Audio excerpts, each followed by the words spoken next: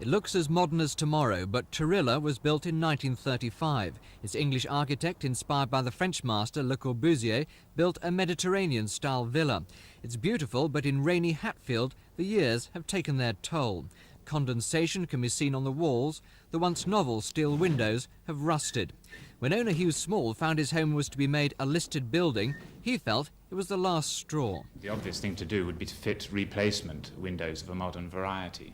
But these original windows, which are the pre-war steel single-glazed window frames, were specifically cited as one reason for the listing.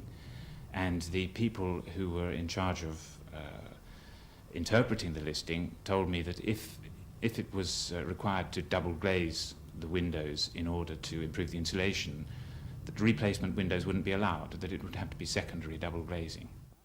Because of problems like that, Hugh Small says listing made modernisation impossible. He fought to get his home delisted and won when the DOE backed down.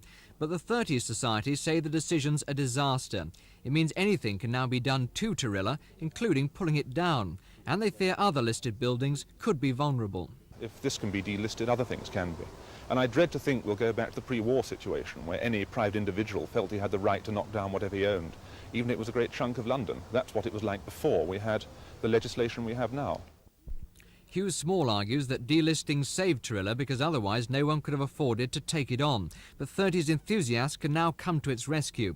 Mr Small's just put it on the market at £150,000. This is Steve Clark in Hatfield for Thames News.